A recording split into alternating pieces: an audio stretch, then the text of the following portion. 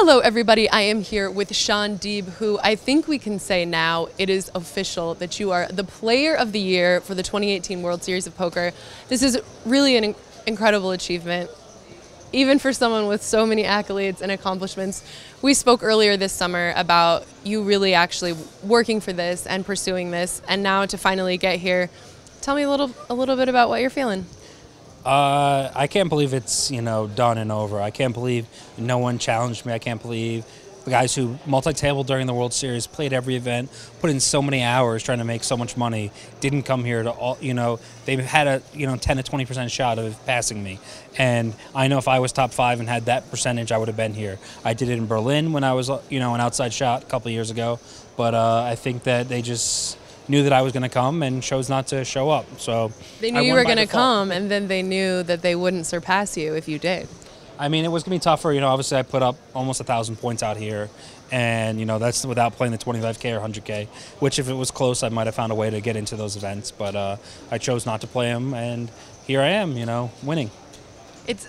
It's such a, I think, small group of people, such a small club, but of course a lot of those people who've already achieved this are friends of yours. So can we expect you to be rubbing this in their faces? Are some of them going to have to be paying you money? No, no one has to pay me money, unfortunately, but now, they're just like, oh, now you're just as good as me. There's those needles from like Frank and Ben and, Gordo. They're all great guys. They all had amazing years, the years they won. So it's just cool, to be there. It's kind of the achievement, like you said, only one person wins it a year. And you look at the list of, the last 10, 15 years, so many big names, Negreanu's the only person who won it twice. So now that's going to be the next thing is, can I tie him, most ever? But I don't see myself next year multi-tabling and doing as much. But I always say that now when it comes, May, I could be like, all right, let's go. Let's do it again. The kids are good. They're a year older. They understand. They're at Frank's house, living the life. They love Vegas. Seeing Aunt Sarah, they'll have a good time.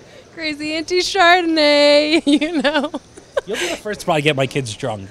I'm afraid to say that on camera. You might get taken by CPS, but this is probably, if they show up drunk under 10, it's her fault. You know who it was. I would never do that, you guys. Well, that's... You would just forget your glass and they would grab that. It wouldn't be intentional. No, it's no juice. That's Auntie Chardonnay's no juice. You've said this before. She knows what it's called. That's terrible. I'm sure I'm going to get tons of YouTube comments about that. But you mentioned, maybe being able to capture this more than once. I think with so many bracelets, with so many achievements, what is there really left for you at this point besides just paying your bills? I hope I don't have any bills. I don't know. My wife take care of that. But who knows, when it comes to your poker resume, it always can get better. You can always funnel table the main, win the 50K. There's so many other events. There's so many more bracelets. Every bracelet I get, I really, narrow the list that I'm on. And, there's a lot of people, a lot of great players with 4. I came close to getting 5 this year. And that's just going to be, like someone showed a good stat of like the most bracelets in the modern era, and everyone has 4, since it became big. So I think being the first one to really in the modern era get 5, that'll be something that's, cool and unique and separates me, and I try to get to 10 eventually. Who knows?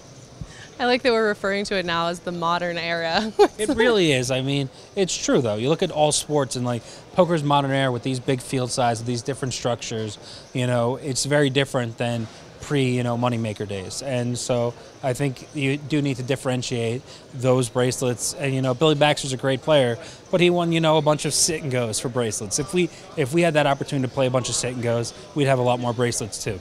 Well, that's interesting, actually. That's something that I was talking to Jeff Platt on the podcast the other day, talking a little bit actually about the World Series of Poker Europe, where there have been a few events so far in the beginning where, say, for example, maybe there was only 100 players or less than that. Everything 60. had about 200. Everything had over 200 here. But the issue, it was like a 500 euro PLO event. That had over 200 people.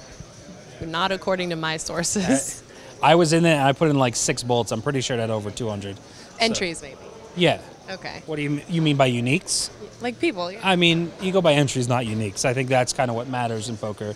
But obviously, a lot of them were re-entry here. So I, had a lot of bullets. I had 5 bullets in most events. So I mean, I was here to put up points. I was here to get a bracelet, and I made a little bit of money in the tournaments. Probably lose if I bust both bullets in the main, which is likely because I want to be home for Halloween. So I'm going to gamble. Got to see the kids in their little outfits. Well, I wanted to ask you one more question. Speaking of sort of the modernity of poker, you've been playing mixed games for a really long time. I think that mixed games have been sort of trending lately, especially PLO. There was this real, I think, emergence where a lot of the great players were turning to PLO. Do you find now, especially being here playing more mixed games, that the games are getting harder the same way that No Limit Hold'em has?